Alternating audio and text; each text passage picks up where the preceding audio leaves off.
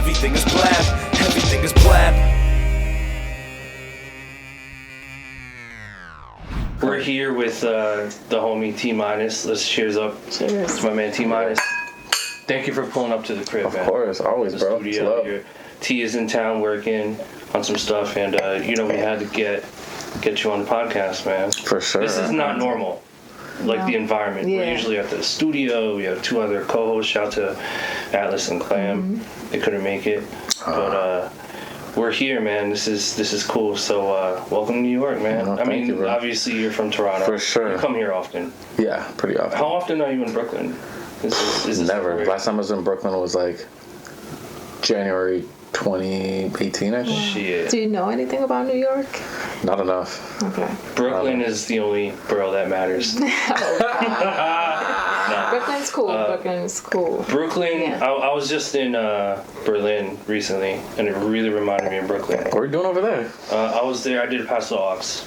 Oh, okay. Shout out to all the producers that I linked up with out there. It was a vacation too with my wife, course. and it was a great time, man. But Brooklyn there's something special. Yeah. What was the music scene like that in Super Berlin? creative, diverse. Yeah. What about the hip hop really- scene? I've heard good things. Like honestly. Really healthy. Yeah. Really healthy. Really open-minded. Kind of like Toronto. I don't know if you feel that way about Toronto. Like, what are your thoughts on the scene in Toronto? Bro, it's like a whole fucking wave over there. What? I feel like I'm constantly hearing like new like songs, like rappers and singers, producers, and it's like honestly, bro, I'm always like surprised, like pleasantly. You know what I'm saying? Like Yeah. I'm hearing stuff and I'm just like, whoa, like we have so many artists in Toronto. It's crazy. Like so many people are just popping up. You know, with the confidence of the city right now, and just like Yeah. just I don't know. I guess like the community is growing, so it's like everybody's kind of feeding into each other. Do you think it's a combination of producers like super inspired and focused, Yeah. but then also the art programs in Toronto? True. You have Remix Project. You Yeah. have funding for certain art programs. Do you think that had something to do with? For sure, it definitely has something to do with it. But I definitely think it's completely community and inspiration. Like, it's completely like, a guy like Boy Wonder helping a few guys under him, and a guy like me helping a few guys under myself. And it's just like, You two are really leading the charge out there. well, we got a lot of guys leading the charge. Yeah, a lot. But you two are for sure part of the forward movement. Yeah, because when you production. mention Toronto, there's like a handful of names that you think of. For sure. There's so many though. There's so Yeah. many though. There's so And they're many. at so many levels. And I Yeah. think that's what I admire about like the Toronto producer and music communities, that you guys, like you said, feed into each other and you help each other. I'm sure like people hate on each other and you always course. have those kind of issues everywhere. But you guys see more of a community. Definitely. You guys grow with each other, you help each other. Yeah. You're all linked with each other, and I think that's great. Yeah. Definitely. But even like someone like myself, I love to work with people who are undiscovered, especially producers, writers, like any kind of creative, if you guitarist, pianist, whatever. Like I love to collaborate with people who are new. Like for some reason, it's nothing. I don't have anything against other people who are established like myself. It's more so it's just there's an enjoyment there when it's like watching somebody fresh like come into their fold. Right. And not just that, but it's like you get to mentor, and just the joy is different in them than like guys like us who are more established. Like we're used to this, bro. Like we get a record and it's like, okay, another record. But like for them it's like, yo, I got the song. You could see it radiate. You could see how they carry that message to their family and their friends. And That's so interesting you mentioned that, because do you feel like working with or breaking a new artist, you get more of a fulfillment, or I guess maybe more ownership over Definitely. the creative process, as opposed to, say, working with Cole? Or, For sure.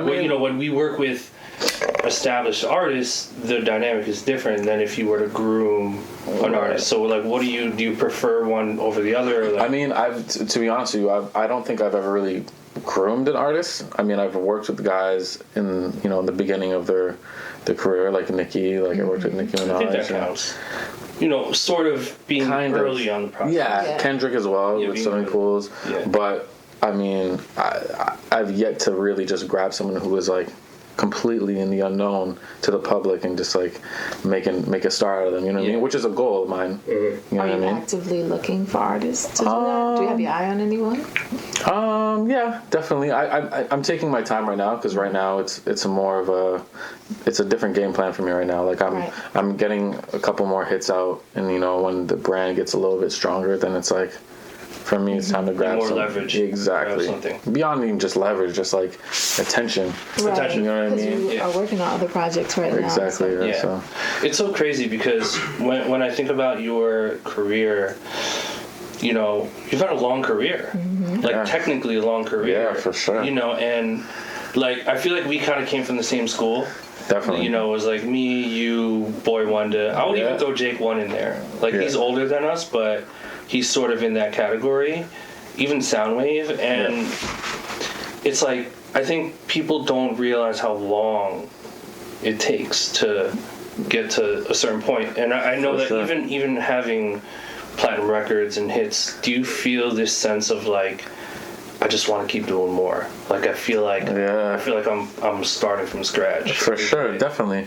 I mean, it's something though. There's something special about just being content with where you are too. Like everybody's always chasing more and more and more, but recently I've been like really diving into like being grateful for like how it is now, how things are now. You know what I mean? It's like, yo, even for you, bro, like you have records all the time. You're dropping dope records all the time, and it's like Doesn't feel like it. you are though. Yeah, it's very. I'm super thankful for sure, and it's good to just enjoy it when it's happening, as opposed to being like, hey, like what's next? You know what I mean? How did you get in that mindset though? I know you said that you like when you took time off, you were getting a little more spiritual. Yeah, and things definitely. Like that. Does that help you? Of course, 100%. Like I think that's so necessary. For me, it was a lot of. When I first was on my wave, it was like, yo, I was just like, not reckless, but like being in, like not thinking about myself and like thinking about my values as a person coming where I was coming from. Because mind you, I was pretty young. I was like 22, 21. The world was happening so fast. And I wasn't doing crazy. I wasn't like on drugs or anything like that, but it's just like shit was just happening. Like I was being just more reckless, but I had to just get back to myself and just be like more in my roots of who I am and what it means for me to be like, you know, successful, strong, all those things. You know what I'm saying? exactly. So it's obviously not about just about the placements. It's about like your fulfillment, which is like more than that. You know what I mean? More than that, I think fulfillment is probably one of the most important things of all time, really. 100%. And I think you learn that later. Yeah. You know, when you get that first, you know, placement and you get that first publishing deal, you're sort of like, it's all very new. Yeah. So you don't know how to react to it, right? 100%. Yeah. And so what would you say would be like a sort of maybe like your own personal piece of advice to a producer that gets their first win? So let's talk about Keo, right? The kid who produced Old Town Road. Okay. So shout to Keo. Yeah. He That went from zero to 1,000,000. 1,000. Yeah. Zero to 3 million. Yeah. That. Double No, plat. 5, 6. Zero to double Like plat. 6 now? Plat. So you go from, you know, upcoming producer to #1 record in the country for 8 weeks, whatever. Right. So, you know, do you know him? I do not. Okay. Not personally. No. So, sort of putting yourself in his shoes, because we've all been there, that first moment. You know, for the people that are listening, what would you say would be like certain things to keep in mind, or certain, you know, piece of advice you would give to someone like Keo, or, you know, what are some red flags or things to look for moving forward after that? I think never to, you know, enjoy the moment, obviously, but don't ever like buy into this like it's everything, because it's like the thing with the music industry, and this is one thing that I was always cautious of, was you can have a hit now, but like once that hit's done, man, people don't care. You know what I'm saying? Even for myself, like I had a string of hits 2011, 2012, and like I was chilling for a bit. So, you know, up until maybe like 2015, 2016, I started getting more placements, but like no one was really giving a shit about what I was doing at that time. You know what I'm saying? Right. So it really, man, you just have to enjoy the moment, but I feel like you have to keep looking to the future and be like, hey, this is this is not about me. You know what I'm saying? And to be honest with you, like, I have to look at it. I have to take an honest approach and look at records like, yo, this is more than just like my beat. This is more than just my production. This is like timing. This is an artist. This is a label. This is so much other factors involved in making this song what it is. And like sometimes, man, you already know there's those producers out there that get that one song and then you never hear about them again. Yep. You know what I'm saying? And like, it happens all the time because there's no consistency. You know what I'm saying? So it's like you have to be mindful that, yo, this could be your one and only. You know what I'm saying? And appreciate it, but like work for the next. You know what I'm saying? Exactly. Yeah. What was your experience like transitioning back into, okay, let me get out? Because like you said, those years that you were quiet, what drove you to sort of, I guess, for lack of a better way, get right back into it and really go? Pretty much it was my son, man. Like my son was born 2016 on Valentine's Day, and even right before that, you know, when my son's mom was pregnant at the time, I was just like, yo, I need to get back into this music. It was more of just a purpose-driven, you know, thing. Purpose. You know, it was beyond just like, I was still making music, mind you. Like, even when I was chilling, I just wasn't working with artists. I wasn't shopping music. I was producing. I was making beats in the studio. Like, I was still enjoying the process. You know what I mean? But I just knew, like, hey, like, I have this other guy that's coming into this world, and I don't want him to like look at his dad like he's a waste man or something. Not that I am. Not that you are. But I just was like, hey, I want him to look up to somebody. I mean, dude, you did swimming pools. You'll never be a waste man. One of Yo, many. man. That song changed the trajectory of Kendrick's career, you know, and yours, and this is a very important record. For sure. Yeah, for sure. No, for sure. But honestly, man, like, again, like, I always take that approach of like, hey, it was just like the right timing. Honestly, it was God's time. You know what I mean? And like, I was just blessed to be fortunate enough to get that record with him because Kendrick was still on the rise. He had the Section 80. You know what I mean? Like, I forget the record he had out before Swimming Pools. He had something out, but obviously Swimming Pools set it off. You know what I'm saying? But the song was well written. Yeah. There's so many factors. It was so a it's perfect song. Yeah. So how did that come about, that placement for you and him? So I have a really good relationship with Kendrick Lamar's A&R. His name's Manny Smith. Manny. Yeah, you know Manny? Yeah. Good guy. He's I love at that guy. Interscope. He's still there. Still there, that's my bro. He's Exhibit's nephew. Yeah, or cousin or something. Yeah. So pretty Shout much to like, Manny. yeah, I know, shout out to Manny for sure. But he's like, yo, give me some beats, and you know, when we sent him to Kendrick, this is when Kendrick was just like, you know, doing his first album under Interscope TDE. So Was Tunji involved as well? Not directly, but I know Manny was A&Ring and stuff. So and I had a really good relationship with him at that time. So I was sending him beats. And then one day I was at the Interscope office, and he's like, "Yo, listen to the song that Kendrick's working on." He played it for me. It was actually like a video that Kendrick recorded, and it was just like the pull up track. And I was like, this is so crazy because when I made that beat, I actually imagined it being an R&B record, like when I first made that track. So it's like I didn't hear it as a rap song. And it became a classic. That's crazy. Yeah, Well, your stuff has always been very musical. Yeah. Even like the super rap records. Yeah. Like the Young Money shit. Yeah. It's so musical. You could turn those into R&B records. Right. It's true. But a lot of hit records involve melody, and I think that's like one of your. To me as a producer, that's like one of your signatures. To me, is like the melodies are always so crazy. Thank you, bro. When we were at the Dreamville sessions and you guys played Middle Child, fucking blown away. I know. My brain exploded. Walk me through that process. Like, people, I'm sure, want to know, like, how that record, you know, came about. Well, even just going back to what you were saying earlier about like the melody and R&B and all that, like a lot of people don't know this, but I initially wanted to be an R&B producer when I got into music. Like, I didn't want to do like rap or hip hop. Like, I was like, I love guys like the Underdogs and like Brian Michael Cox. Those are the guys who I like really looked up to. Fucking incredible. Like, just musically on the keys and all that stuff. So I've always you been were a like, Teddy Riley dude too? Oh, 100%. 100%. But like at that time, like I was studying a lot of like Brian Michael Cox and stuff like that. So I was just getting into it and just like understanding the music and wanting to know more about chords and melody. So you know, and then at the time too, I was working with Boy Wonder like in an early time, and I was doing a lot of the melodies. Like he would do the drums, I'd do the chords, melodies. So I just had a strong feel in that. You know what I mean? Now I'll do it all. You know, I'll do the drums, I'll do all that. So for me, it's always been like a big thing. Like the music, it's really really important. So because you did do drums in high school. I played drums. I played drums growing up. You still play? Bro, I'm trash. I'm so trash. Well, yeah.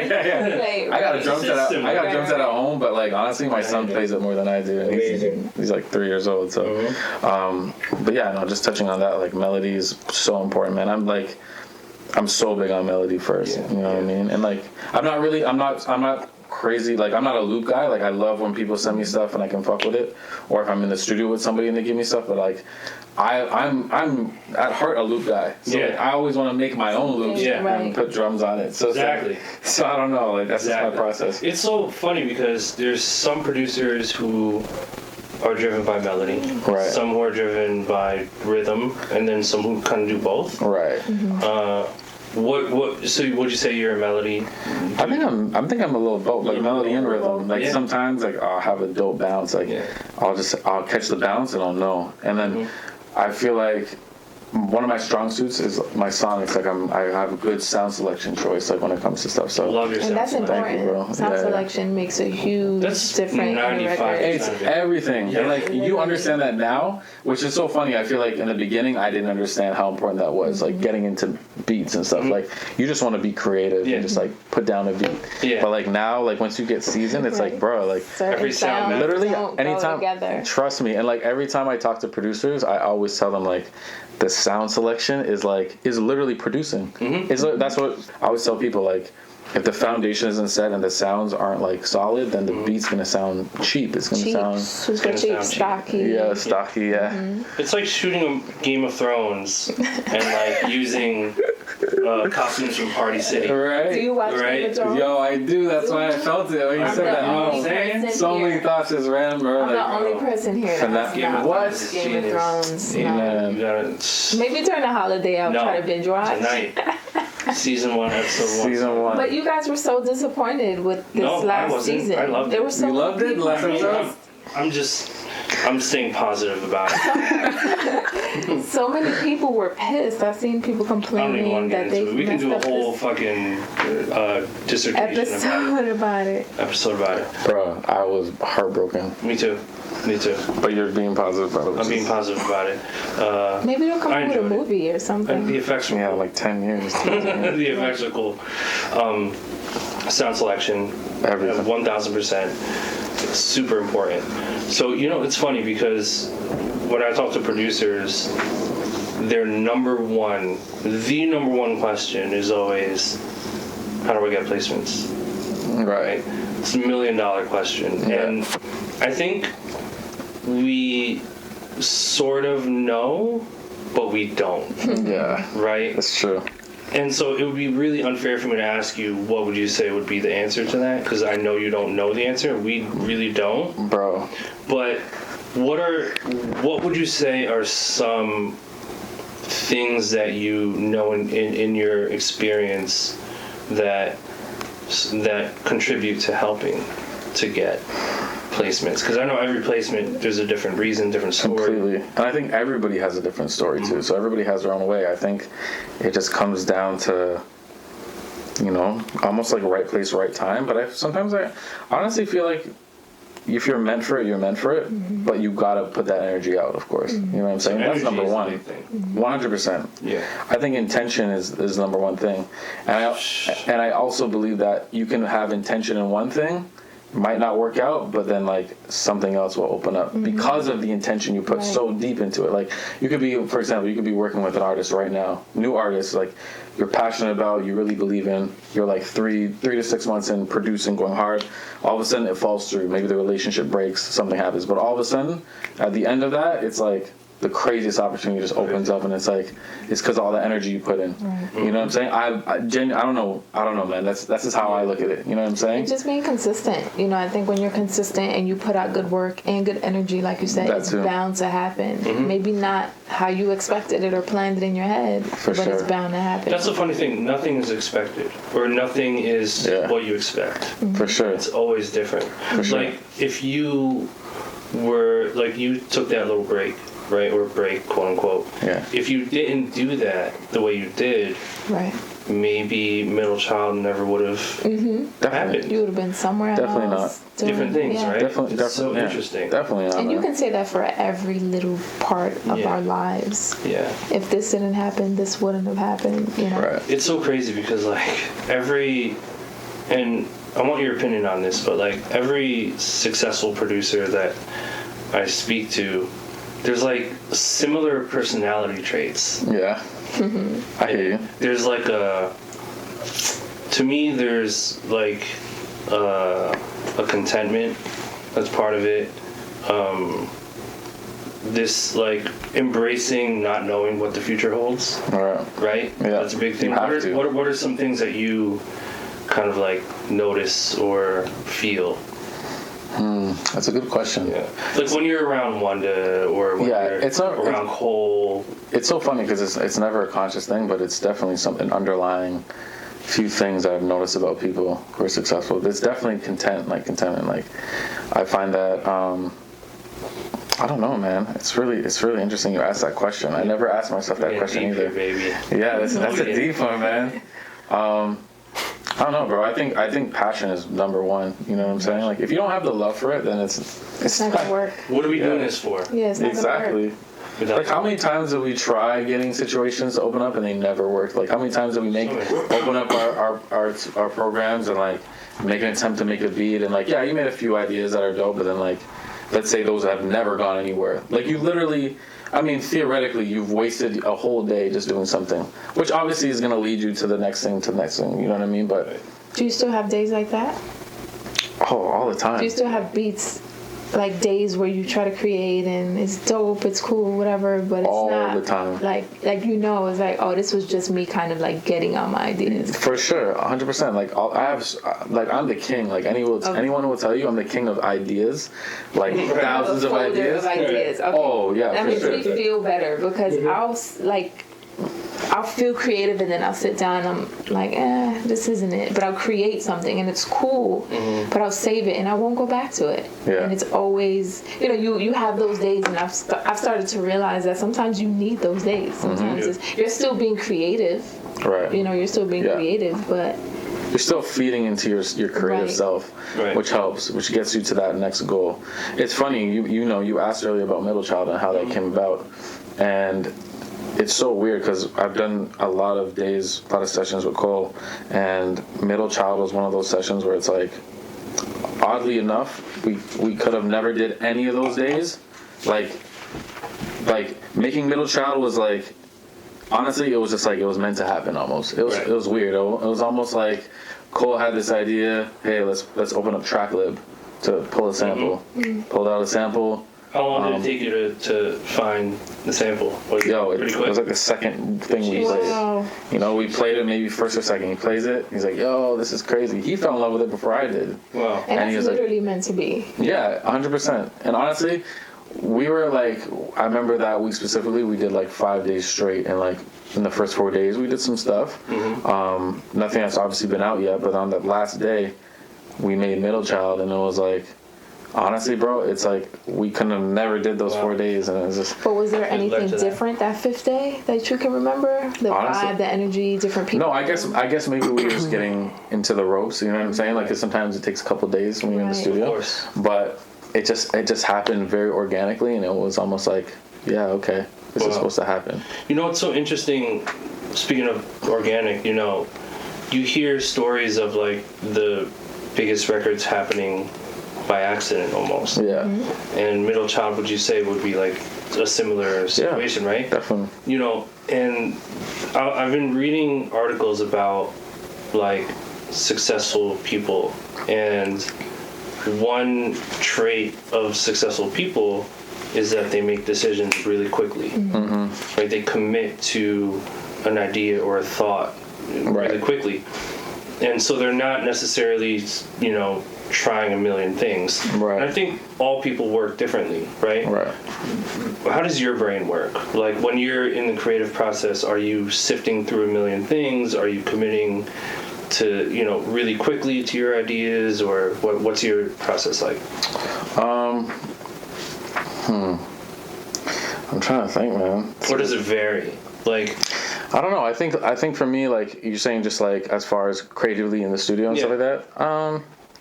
I find, man, honestly, I have my processes. You know what I'm saying? Like for me, it's just like going in, and sometimes I won't even have any ideas. You know what I'm saying? I won't even know what to do. Like you probably have those days where you're like, yo, I have nothing that I want to create.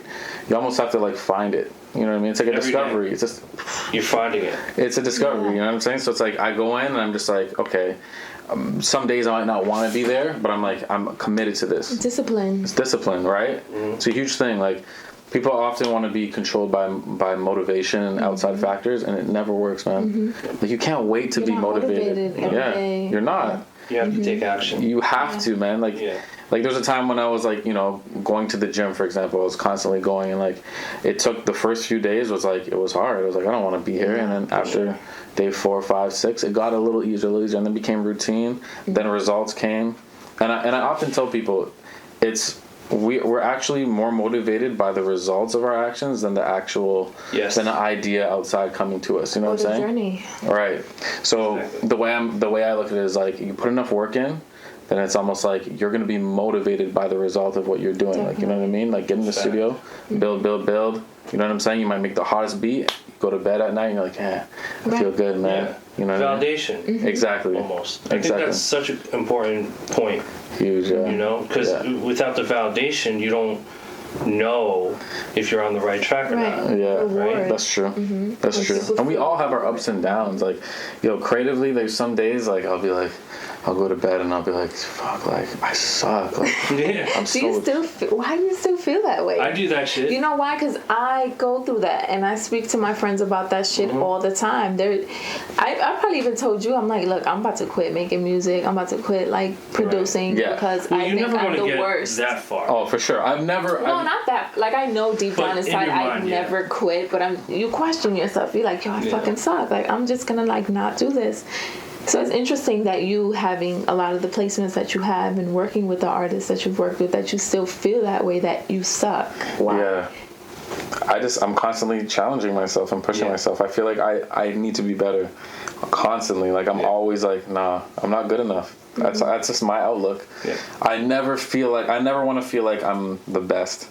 Yeah. You know, I had a conversation with somebody about this yesterday, and he was saying like, yo, like my boy was telling me like, yo, you're the, like, sometimes you just gotta know that you're the GOAT. And I'm like, bro, like, no, I don't want to know I'm the GOAT. I don't want to believe that. No. Like, I don't, like, and it's crazy. It's like, it's mind over matter, because at the end of the day, you have to tell yourself, nah, like, I can be better. I can be better than this. And like, that's what I tell myself. So you think not telling yourself that you're the best motivates you to keep going? 100%. To become your best? Definitely, 100%. Because people plateau when you think they're the best. Yeah. How many times does that happen? It's like, oh, I'm the shit, blah, blah, blah. But is it thinking you're the best and becoming comfortable because of that? Because I think that's what it is. Like, you can think you're the best, you can think you're the GOAT, and you fall back because you think everything's cool. We see that with certain artists, right? Like, they think they're on top, so they chill. But in this day and age, there's always people trying to come for that spot. I think confidence is still key, though. Like, I still approach everything with confidence. Like, I can do this. I just think that I could always be better. And like, again, I have wrong with that. Of course, and again, like, I always have my off days. Like, I have my days in the studio where it's like, man, I didn't really create anything good. And unfortunately, the creative in me buys into that idea that like, oh fuck, I'm trash. Right. Like, oh, I'm not that good. And then I'll have a good day and I'm like, oh, I still got it. You know what I mean? It happens all the time. I think LeBron and Jordan are good examples of, you know, people who figured it out. You know, they know they're good. Right. They know they're amazing, but they're always learning. Right. Always trying to grow. Right. They're pushing themselves constantly. Pushing themselves. Yeah. Even like somebody like Beyonce, if you saw that documentary where she did Beychella, it was crazy. Yeah. how she pushed her body, and she was like, yo, I'm never doing that again. Yeah. But she did it. Like, she pushed her body after she had the twins to prepare for that crazy tour. She's one of the best. She's one of the best. She's a beast. What's your, this is going to sound funny, what's your belief on belief? Like, believing something to be true and then it becoming true. Manifestation kind of? Do you incorporate that in your 100%, man. I'm big on like affirmations. Like, there's times where like I'll like literally talk to myself like it's happening. Like it's happening in the present, as opposed to like, oh, I want it. Like, right. I don't sit there and I'm like, oh, I want to have like hits and I want to have success and I want to. You feel like you speak like it's happening. No, I speak it like I have it right now. Yeah. And this comes from a lot of just learning and wisdom and stuff. But it's a thing that like when you tell yourself something that's happening, even like something like fear, for example. Say if like you're in a situation, you think of something that's like dying, or you think about something that's like that makes you fearful. All of a sudden, your body reacts like it's actually happening. Like your mind tells you that it's happening in this moment. Exactly. Like you're thinking about something like maybe like getting into a car accident. All of a sudden, you get tense. Like oh no. Like so like it's the same way with other things. Like you could talk about things that are like aren't happening right now, but that you want to happen, and all of a sudden. What's inside of you just changes. You know what I mean? You have this more positive presence. The frequencies change. Exactly. Your spirit changes, and like you become positive, and you attract it more because it's like you believe it to be true. And it's like I'm a big believer in like not faking it till you make it, but almost like living like it's gonna like it's already happening. So yes. So what's an example of like a T- manifestation? Something small and simple. Honestly, everything that's been happening in the last like But year. like, how do you say it to yourself? I don't know. It's sometimes it's all in my mind. Like I just have a strong belief that like what I did years ago I can do again. You know what I'm saying? And like I don't know. I think it comes from belief. You know what I mean? If you don't believe, man, you're shit out of luck. I spoke to somebody a couple years ago. He was like Trey Songz, like bodyguard or something like that. And he was in the studio. And we were talking about meditation, and he said the same thing. He's like, when I sit down and I meditate, I envision myself having the things that I want already. Like I envision myself when I'm meditating, living that life. And that made me think of it different because like when you act upon it, it happens, right? Yeah. So like you acting like this is your life, eventually it's going to turn into that. Yeah. Right. You know? Right. It's called, there's actually a term for it. It's called theta, right? And so theta is the phase of a human being where you are an ultimate learning phase, and you're open to programming your subconscious mind, right? And when you're from the age of 0 to 7, you're in theta mode. It's so funny you say that because I was reading something about that as well. And I was actually from 0 to 6, and it's like the time of a child's like greatest development, you know what I'm saying, where they can absorb the most, right? You know what I'm saying, like they can, it's almost like they're not in their own thoughts, they're almost like they're just living, they're just like they're in the moment constantly, and that's when they absorb the best. Exactly. You know what I mean? And so we can do that as adults. We meditation and a lot of the stuff that you just said, like living in the moment, and feeling like you already made it. And I think it's just the more I read and learn about myself and people, this shit is all in your mind. Because when you talk about like meditating and programming, it all comes from your mind. Like you're thinking these things. It's just crazy how like the mind the mind is really responsible for your life. It's responsible for everything. Everything. Right? Your perspective, everything. How you view things, how you accept things. I just don't. It's just crazy. I just don't understand why. I'm going to single out producers because this is a producer podcast. I don't understand why this isn't spoken about more in our community. Everything is, how do I get placements or publishing deals and I don't know, manager and attorney and all of these like questions are so on the surface, but no one is dissecting the real shit, the stuff that we're talking about right now. Well, I think I think people do address it, but I think on a larger scale. I think in our community, in our culture, people are diving more into the topic of like mental health, and it's becoming less taboo. Because back in the day, I feel like if you say someone has a mental health issue or they're going through mental issues, immediately what do you think? They're probably crazy. Right. You know what I mean? They're not normal. Right. Now, a lot of producers go through anxiety, they go through depression, you know, they go through these things that affect them creatively. So I think people are talking about it, like, in a bigger sense, but maybe, like, within the producer community, not so much, because I think we do focus more on, like, how do I work more, how to get placements. I can't sleep tonight because I got to keep working. It's always, like, work mode and go mode, you know, where you kind of try to, like, ignore those things in a sense. Right. I don't know. I feel like, you know, we touched on it earlier. I think being content is a very important thing. I think that the hunger for more, it never dies until you quench that within yourself first. Like, you're always gonna want more if you're like never satisfied. You know what I'm saying? And like, I think you gotta enjoy the journey. And a lot of people they don't. And I think that's what prevents them to getting to the next level as well. It's like, oh, I want placements. Oh, I got a placement. Okay, well, I want a hit. Okay, I got a hit. Well, I want another hit. Okay, well, I want more hits. And it's like, all of a sudden you're chasing something and it's like nothing's really changing. And honestly, man, the journey is so important, especially within. So I'm a big believer in like just appreciating everything, even like just the learning, like even at the little stages, like, you know, when we first started out, it's like just learning about our program, our DAWs, and learning plugins, and like making a dope beat, even if it doesn't get played. It's like, man, I'm one step closer, you know, but it feels good. And you know, the excitement of like discovering something, like a new reverb, or it's like being a kid. Yeah, man. It's like playing with Legos when you're 5 years old. Of course, that should never leave, though. It should never leave, man. Play mode, theta mode. Dude, oh, 100%, bro. 100, bro. Like, we're in play every day. I know. We should be so thankful for that. I know. Like, we get to use this. I know. To like, you know,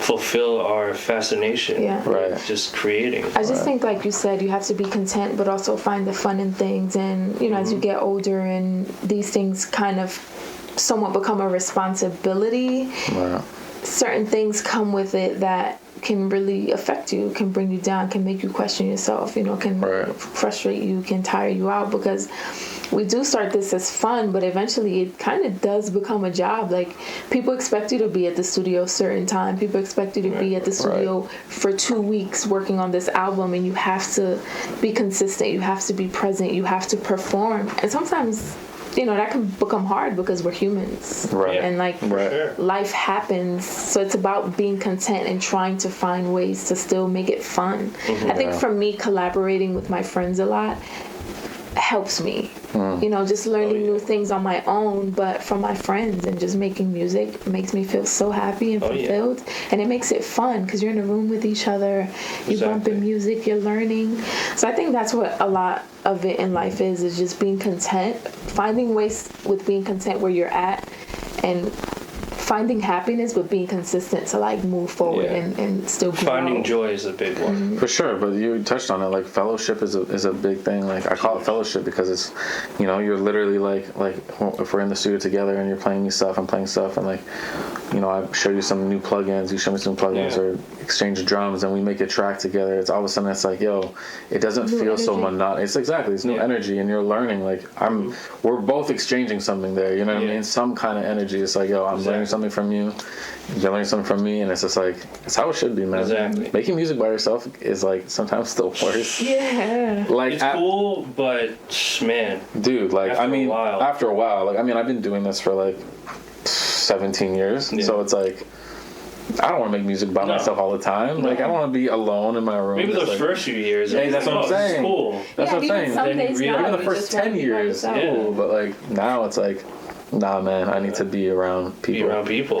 Music was meant to be made with people. That is like, that's where the most joy is, man. Especially like when people are jamming out. Like, that's the best. Like, someone's on the keys, someone's on the drums, bass. There's like a huge like energy that just happens. So I'm assuming when you were getting a lot of the placements early on, working with, because you've worked with a lot of artists and you've had a lot of hits. Like, you started working with the Nicki early on and the Drakes. It was more fun for you then. For sure. Still is fun. I make it fun. I have to make it Yeah. fun. You know what I mean? If I don't make it fun, then I don't want to do it. But what's the difference between then and now that you can say? Honestly, there's not much of a difference, to be honest. I try to keep that same ideology of like enjoying what I'm doing, like keep making it a therapy as opposed to like an occupation. You know what I'm saying? Like I want to just create and have fun doing it, and then you know what, to be honest with you, the only part of the business that I don't enjoy is like the actual politics. Yeah, the politics, Yeah. but actually the sending the tracks out. Like, Yeah. Really? bruh. Yeah, bouncing out, sending out, sending weed stand. Oh, I'm just transfer. like, oh, this is worse. This is Yeah. like, oh, you need to be. Oh man, I gotta Yeah. send you this pack. You might not even like it. Like, you know what I'm saying? Like You that. know what I hate? Putting auto-tune on vocals. Melodyning. It's my least Why? favorite It's- thing. Melodyning? I love melodyning. Not You vocals, probably done for me. too much. No, I get another engineer. Yeah. Let's get someone in to do Do you use it a lot? separate it. Is that your? It depends, I guess. Yeah. Yeah. Yo, can It's tedious. can we get some more wine, by the way? Like, Yeah, I'm looking at these glasses. Josh, can you grab the wine? What's your opinion on like beat leasing? I know these kids want me to ask you that. I definitely know that they want There's to a know lot your of opinion. online producers and There's this movement.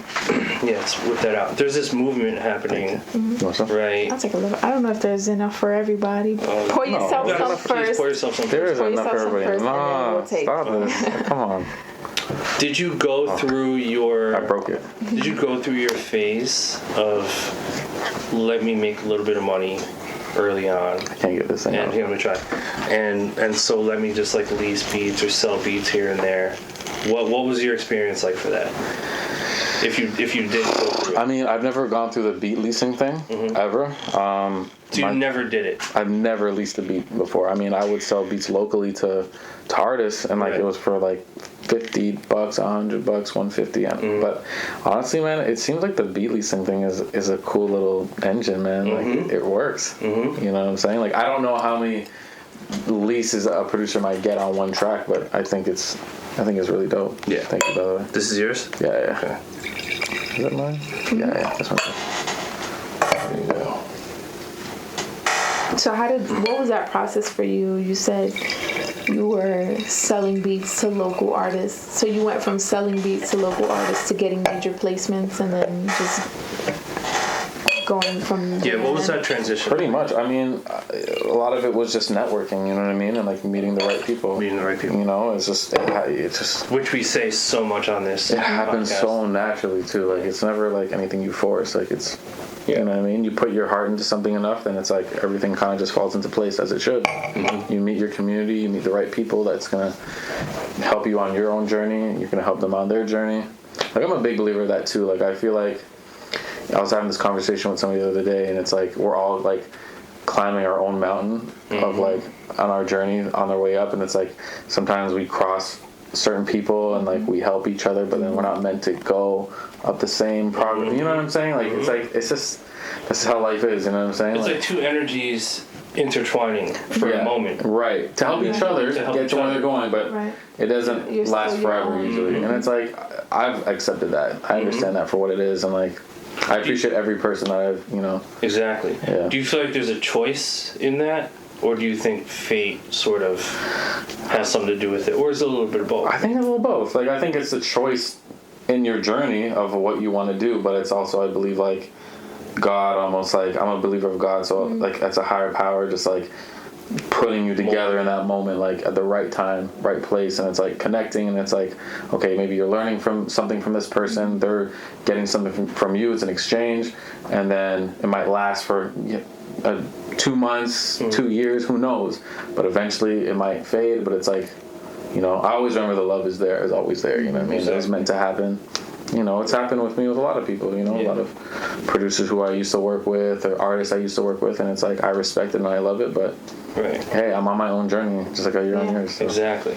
And if it's meant to be, you always bump into people again. You Of know? course, Yeah. definitely. But there's always something so funny about like, I don't know if you ever like tried to force an exchange with somebody and it never works. It's almost like Never works. access denied, block constantly, and it's just like that's just like in my perspective, God would say like, no, you're meant to go over here. Not right now. Yeah. Yeah. And I think as you get older and you interact with more people and you do a lot of business with different types of personalities of people, you start to realize that, and you learn how to fall back quicker. Yeah. You know, because there's a lot of people I come across that just don't know how to just understand that the access is denied. Like, it's not working. Just fall back until a better time. Because sometimes when you try to force something, it just makes shit worse. Right. You know? I just think that happens because there's other forces that play with those people. Right. They're going through their own For sure. potentially negative, you know, experiences and forces that are blocking them from accessing those blessings, right? It's Right. like the random kid who all of a sudden gets a placement, you know, it's probably not going to happen. Yeah. For if you're not on that frequency. You That's know? true. But I also think with what you're saying, like, I agree with what you're saying, but at the same time, I have this huge respect for people who are like relentless. Like, I don't know what it is. Like, Yeah, you like, gotta shoot your shot. yeah, yeah. And I think Well, that, you know, like, people that are relentless believe in themselves. true. And so that goes back to the belief thing, Facts. which is such a huge component. Facts. And I think that, like, of course, we're all going to get denied, but I think that actually, again, going back to what we said about intention, putting it out there to that person, it's almost like, it's not just going to that person, it's going to, like, the right person it's going to go to the right person at the right time. Like, I could be like, hey, man, I want to work with you. I really want to, like, and so you could be like, yeah, cool, no. Yeah. But eventually, like, the right person comes in and I go, hey, everyone, and it's like, yeah, of course, like, Exactly. you were meant to do that. I was meant to, like, annoy the shit out of you to But get to that person. But You know what I'm saying? yeah, but I think also, like, with being relentless, there's a skill in being relentless. You know what I mean? 100%. There's a fucking For sure. skill in being relentless, because you can be like, somebody can be frustrated by you constantly emailing you, but, like, they know you have talent and you're a good person, so they're like, man, not right now. I get it, but no, not right now. Whereas there's just some people that are just annoying, like, they don't have the product, you know what I mean? It's just really not it. Yeah. It's like those kids that spam your, like, Twitter and stuff, and they'll send you, like, hey, Illmind, listen to my new single. And then you check their page, and they have, like, hey, Illmind, hey, T-Minus, hey, Drake, hey, Nicki, listen.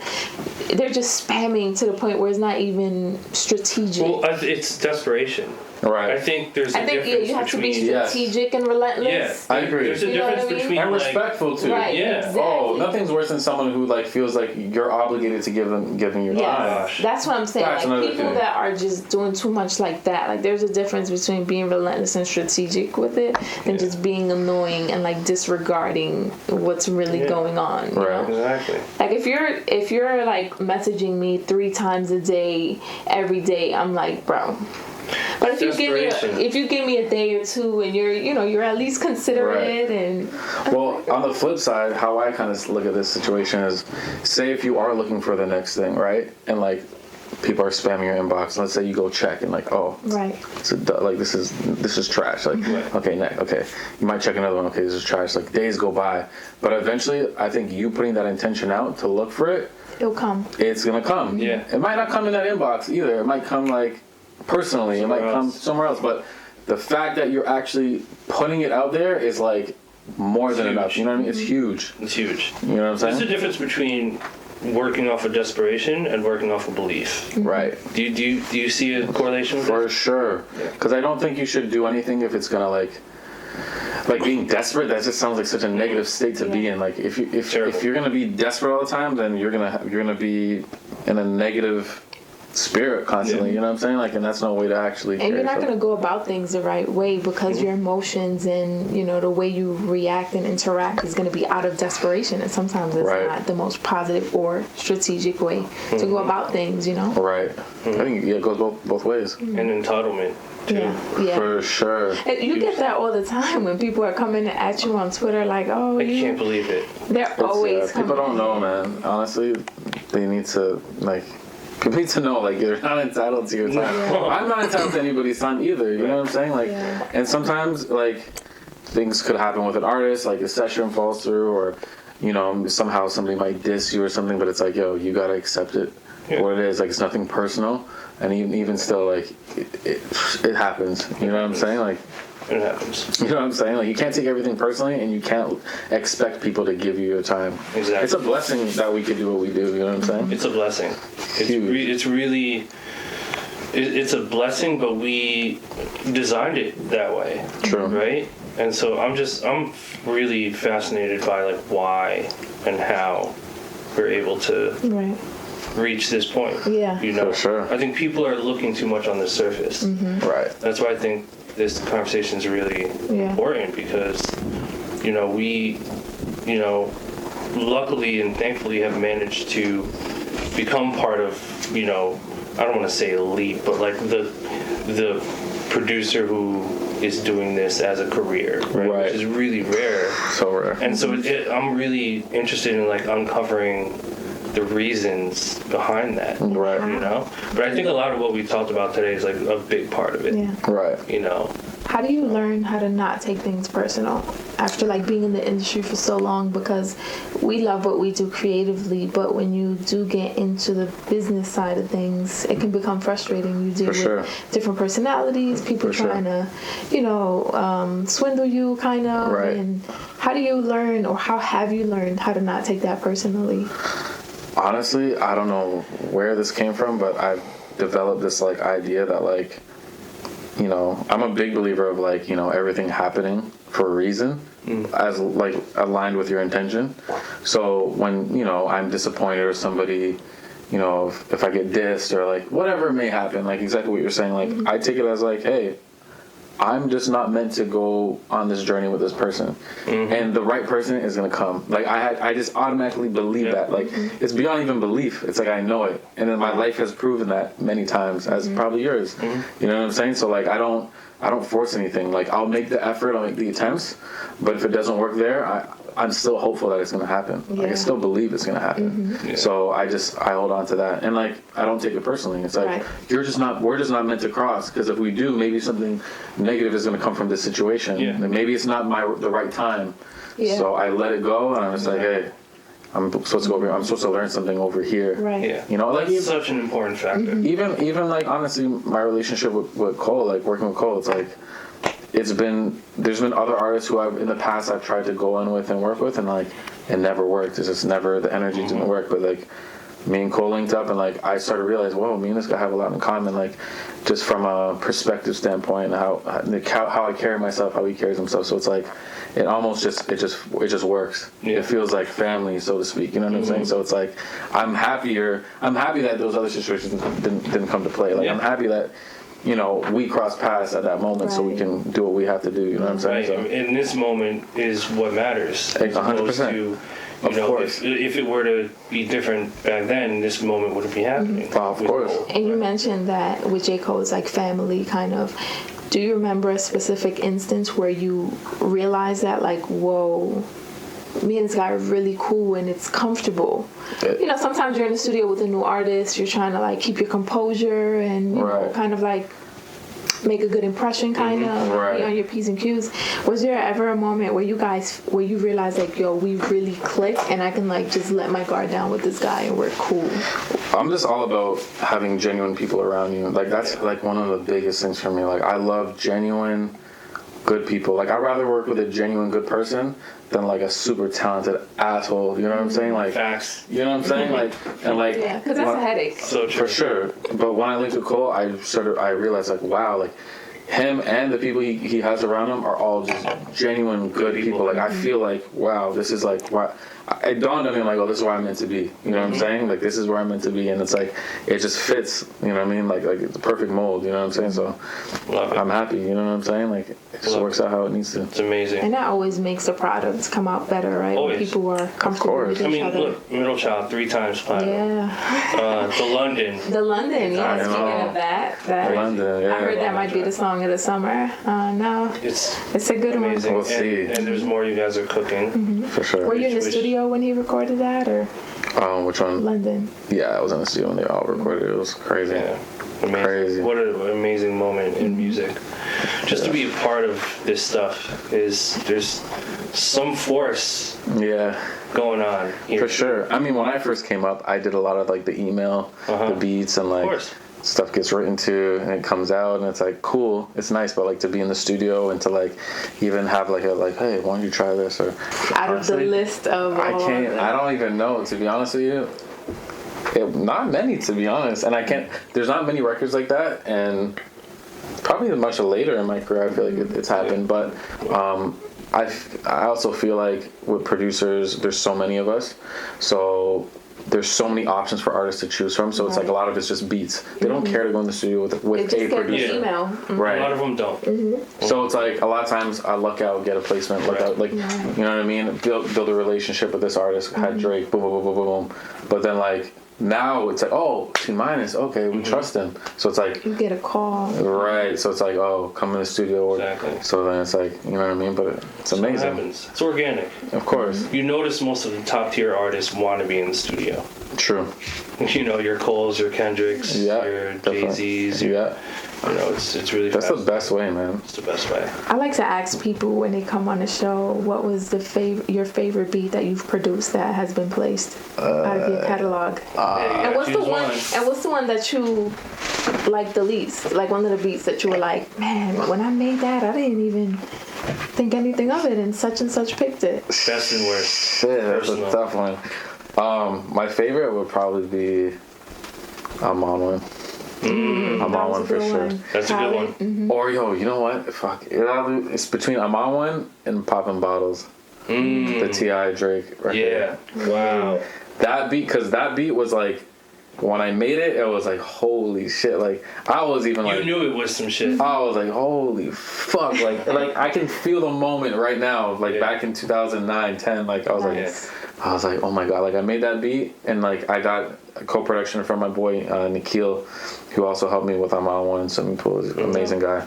And when I made it, I remember calling him, hitting him, and like just the way the music came in, like like all the sounds. I was like, oh! And I knew that once it goes out, it was gonna be something for somebody. And funny enough, after I did Moment for Life with Nicki, that placement actually came from. It was a couple of beats I sent to Boy Wonder, who gave it to Drake. Drake did his verse, gave it to Nicki. That's how that record came. But I didn't have a strong relationship with Drake at the time. But then with Poppin' Bottles, the beat went out. It got to, I think it got to like G. Roberson, who managed T.I. and Drake at the time. T.I. jumped on it and got Drake, but Drake didn't know it was my beat. So when Drake asked G, oh, like who produced this? He's like, oh, T-Minus. Like, what? So T-Minus did this fucking Moment for Life. So that's actually how I Connection. started working on He's Take like, Care. Oh, okay, yeah. Right. So from He's there- like, who's this guy? Right. So from there, I went to like, you know, I met with Drake. We did She Will, and then all the fucking Take Care stuff. And See, but I just love the fact that Drake even asked who produced this. He You know what I cares. mean? 'Cause he of course, cares, but he has right? like some of the illest beats, like you know what I mean. Like his production choices, fucking Definitely. crazy, and I think that's a big reason why he's so fucking big too. It's like his ear is crazy, so it's like If you're It's super an artist, talented. you should study Drake. Yeah. right. Like study his process and Do you think he's top 5? 1,000%. for sure, Okay. Of all- easily. he- I do. I think For he's sure. crept up there top 5 of all time. Yeah. Why? Hip hop. The quality, consistency. Yes. The gravity of his records, Yeah. the way he connects with impact. people, impact. I mean, what Yeah. you can't say you anything can't, else. yeah. 100%, Drake bro. He's up there with Big and Absolutely. Pac and M and whoever else you want to put on the Quality, Mount it's Rushmore. quality. Do you feel like he's modern day top 5? Yeah. Because I feel like He's a- people, you know how people try to separate it by eras, right? Like you have the Biggies, the Nases, the Right. Jays. I'm talking about Mount Rushmore all Okay. time. Oh, okay. Yeah. He's He's up So there. who's your top 5 Mount Rushmore? Fuck. All right, I won't put you on there. That's a fucking tough one, man. You think about it, and we'll I talk have a about it. personal another- one, and then there's the one that's real. Right. Yeah. My personal one is Yeah, wild. but no, Drake is super talented, Yeah. yeah, and I think it's a mix of his beat selection and Yeah. like just him as an Nah, artist, what he it's speaks just about, quality product. Like quality. Yeah. he's like a big reason, like not a big reason, but he's a big motivation and inspiration for like how I approach my beats because. You know, even working with him in the past, like he was so fucking picky. Like I'd send him some crazy shit, and he'd be like, "Nah, this ain't it." Like, and like a lot of producers who've worked with Drake will tell Yeah. you the same thing. I remember when Wonder told me Yeah. about that. But when what he was, made him picky? when Wonder was working on, or when Drake was working on, I think it was More Life. Yeah. one to hit me, and he was like, "Man, I sent Drake like 30 beats. He didn't pick none of them Wow. shits." He's like, "What I the know. fuck?" I know. Yeah, me and Wonder have so many tracks together, and I was Right. like, man, heartbroken that he never used it, Right. and we had so many good ones. But it's like, yeah, I hear that about him. Yeah. But would you know why? I actually don't He just know knows why. what he wants, I think I he was. guess. Yeah, I think it's Yeah. just an He's intuition just thing. not I think he in it. knows when it's right, and that's exactly how I approach it myself. Like, I don't make a lot of beats, but I'll know when it's right. Yeah. Like, I know when it's like, this is gonna be something dope. This is something special. I don't like making 10 beats a day. I hate it. I Like, was just gonna ask you You that, believe in yeah. quality over quantity. 1000%. Like, So when you say you don't make a lot of beats, what does that mean? meaning like I'll start like 5 ideas in a day, and I might finish 0.2 of them. Like, Point two. you know what I'm saying? Like, there's an I odd agree chance with I might that, finish yes. one, because it's like Point two. I'm not finishing it unless it's like this song is You gonna believe like in it. Mhm. 100%. Yeah. Goes back to belief. Even the London track, like when I made that beat, like it actually wasn't finished. Like they actually, it's so crazy like how everything works. But like I was with Cole, and then all of a sudden, Thug and Travis walked in the room as I was playing the beat in like my Fruity Loops like file. Like I was Right. editing. I'm like, oh, let me just You were work on just fucking it. with it. And he just walked in. He's like, yo, let's just jump on some shit. Like, yo, this shit sounds fucking Let's use shit this. fire. Like, let me jump. And I was just like, You're like, it's not good, but he loved it, and I was like, all right, yeah. I didn't feel like it was a like ready That's product. You know what I'm saying? But that's how I feel about a lot of my tracks. Right. Like, Yeah. I'm so picky with my stuff, man. Yeah. It's Yeah. like, and that's how we are as producers and creatives in general. I feel like we can critique our own work for so long, yeah, and for other people, it's like, nah, that's fire. Hand that yeah. Artists over. tell me that all the time. It's done. Give me. Yeah, You have to trust it though. Yeah. Like it's not always what you think. It's, You have to get there Yeah. sort of thing too. Yeah. Right. Because if it was your choice, you probably would have You wouldn't played even other play beats it, in yeah. that moment. facts. But And that that's beat crazy, was yeah. they knew. Yeah, You know? and I think it was meant to happen that way. Like you Yeah. said, meant to be. Right place, Yeah, right it was time. the right Yeah. moment. I was Yeah. like, Perfect wow. moment. And kind of like you said before, I know you said once that sometimes even if you have 4 or 5 sounds on a beat, it can be it. Yeah, Yeah. of course. You know? It's all about the sounds. It's all about like I always know like the true test of like dope production is like, this is like super nerdy to say, but it's like if the pattern could be changed but it still sounds like fire. Like if like you change like Yeah. the patterning of the drums, Just it's the like arrangement. like Uh-huh. it's like all of a sudden it's like, oh, it still feels good. Why? Because the sounds are just fucking sounds hitting are fucking perfect. It's like, Definitely. oh, like Yeah. you're feeling it. People don't really and truly, people don't really hear music like how we do. We don't Right. like, we dissect it. You know what I'm saying? But we hear everything like it's like we hear like, sorry, generally people hear it as like sounds. Like, you know what I mean? They hear like waves. They're just like, oh, it feels good. And it's like, it's so subconscious for them, but it's so conscious for us. Right. So when we get into like details that don't really matter, when it really comes down to like, hey, does this sound good Yeah. Yeah. or not? You know what I mean? And then when you put a vocal on it, changes the whole Of course. energy. Right. of it. I think if you're going to be super specific and nerdy about it, I think it should matter what sounds you choose. Because, like, really, I think people care about, like, you know, all the, like, when I say people, sorry, producers, they really care about, like, you know, specifics of, like, oh, the hi-hat pattern or, like, the kick pattern. Right. It's like, nah, if the shit is knocking and it's direct and it's, like, being felt, it's like, it's, That's what matters. yeah. And it also Exactly. depends on the artist too, right? Because the voice is an instrument in itself. True. So you can have 3 or 4 instruments, but if the artist knows how to Yeah. play on that record with their voice, Right. they're good. It's kind of like I forgot the name of the song, but Kanye's latest album, he had like 3 instruments on one track. It was literally like 3 or 4 instruments on one track. Listen, hit it records was are cool. hit records are written. That's what I believe. True. They're written. Do you believe So, that? You yeah. think you can have a great beat, and then somebody writes some trash to it, and it's No, just a terrible not a hit song? record. If you can hit records, or you can play a hit record on a grand piano. I actually agree with him. I know? do. Because I think it's I about the think so. song. Yeah, It's I about think the so. song. So it's like, there's so much to the song, you know, beyond just the beat, the dope beat. Because there's a lot of dope beats that I hear. I'm like, oh my God, like this shit is crazy. And it's But a people bad don't really, artist. and people, or like people don't like the song. Right. You know Yeah, what I I'm saying? agree. So I agree with I you. feel like I I never agree. thought about that, but that's Yeah. really good I feel like perspective. I agree, yeah. I think they're written. T, what's one piece of advice you can give to the bedroom producer? They got the BeatStars account. They're trying to make it happen. What's one thing you would say to that person?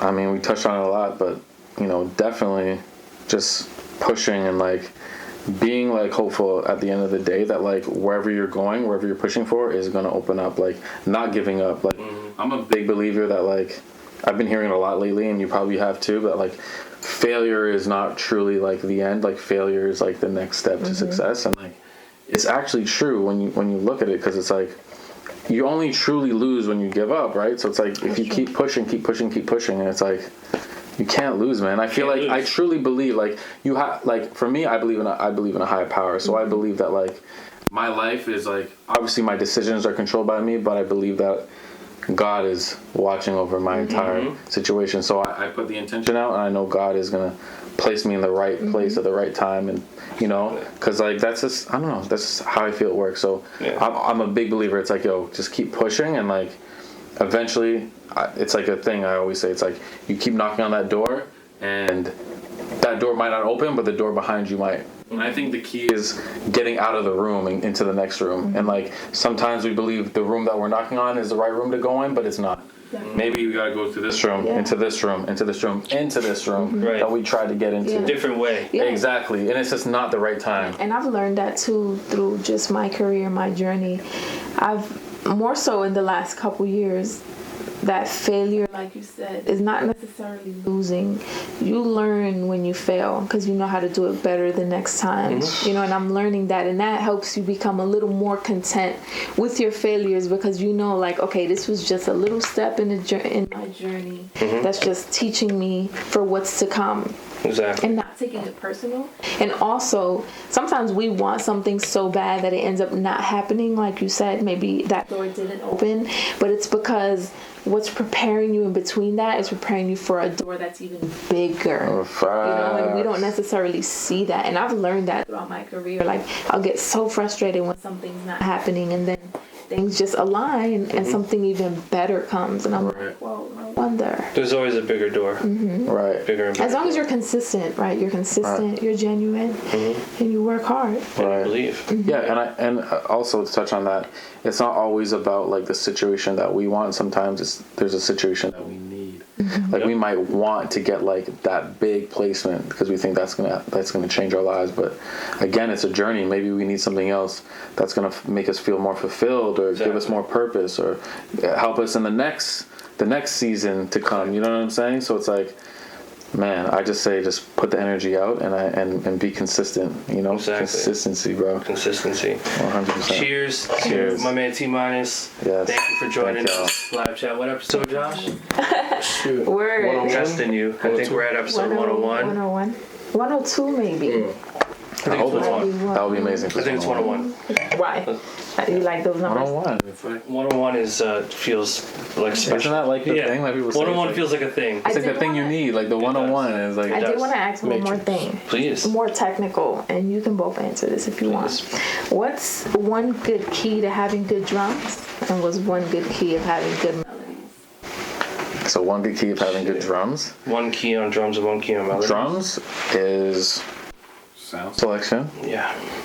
That's a number one. Like, if you ever watch me work, I will literally go through like 100 kicks to find the right kick. Yeah. Like, I think there's two different ways of creating. I think sometimes it's like throwing paint on the wall, so to speak, where you just grab everything, put together a quick beat, whatever. But then there's like the almost how can I say it? Yeah, exactly. I compare it to building a house all the time. It's like more intuitive. It's more like when your heart says yes. Like another thing too is I feel making music is very much a mind-heart thing. It's like it's weird. It's actually like the challenge in it is like saying yes to the right moment, like saying yes to the right sound or the yes to the right direction, because sometimes we like producers will force something thinking like, oh, this is good, no, this will work. That's the thing, they say, oh, this will work, they settle for it, this will work. Oh, this will work, and then they come back, listen to it like the next day or a couple months later, and like, oh man, this shit, because it wasn't from the heart, like you said. Right. And beyond not from the heart, but it's like your heart wasn't excited. Yes. You know, if you're not excited, if you're not like, oh, if it didn't move you right. If it didn't move you, like, that's the thing. If it moves me, I know I'm on the right path. And you know when something does. Yeah, you're for like, sure. Damn, like I'm said, good. You can Because it's like you can settle like, oh, this snare's cool. I used it before. Nah. Yeah. It's like, You know, it's that moment where you're like, damn, I really fucking did Right. this. Like, this is me. Yeah. Yeah. Wow. And then with you said with melody, I mean that's different. That's not really like a sound selection thing. I think it's just like Feel. I think it also it's can feel. be- Sometimes like I'll listen to melodies, and I let them loop, and I'm like, if something feels off or like a note feels off, I'm just like I'm so like nah. But I you gotta don't change think it. melody sound selection has to do with melodies too? It does. Yeah, for sure. I think melody. I thought we were talking about more like the writing of what it is, as opposed to like what's the sound of what's coming at you. But yeah, no, everything is sound selection and production, in my opinion. But Yeah. I think when it comes specifically to melody, almost like if you were to say like patterning, like drum patterning, I think it's all about like making sure each moment is Right. right. And like Yeah. again, it's like a heart thing. It's like when you feel like I don't know, if you could say like I don't know, like I'm not sure, Yeah. it's wrong. Like Right. it's wrong. Get away quickly, change that shit. Like you gotta be excited when you're making what you're making, and That's so crazy when you hear beats that aren't good. You just know. Of It's course. just the you can almost walk yourself through the decision making of the producer. Like, do this here, do this here. Yeah. whatever. Yeah. This will work. This will work. This will work. Yeah. I was watching this video of Boy Wonder making a beat. It was like this, some guy, I forgot their names. Maybe you know who they are on YouTube, but I think they're from Toronto. And they did like this quick, like 10-minute beat video with Boy Wonder.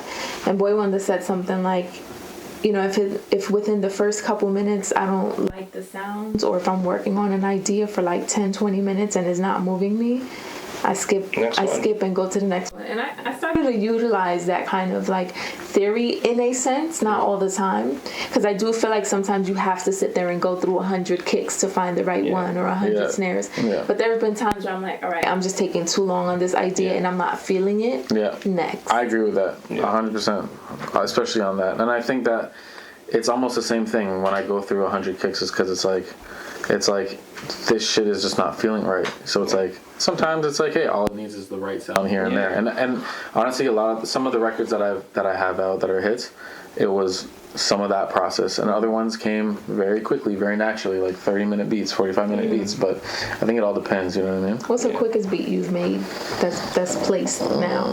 I think the motto. I always tell people the motto. It took me like 20 minutes or something like that, like 25, 30 minutes. 20 minutes. Smash. Instant. Smash. It's so crazy. It's almost like unfair that like you could spend 20 minutes on something that could like How be is it so unfair, crazy. though?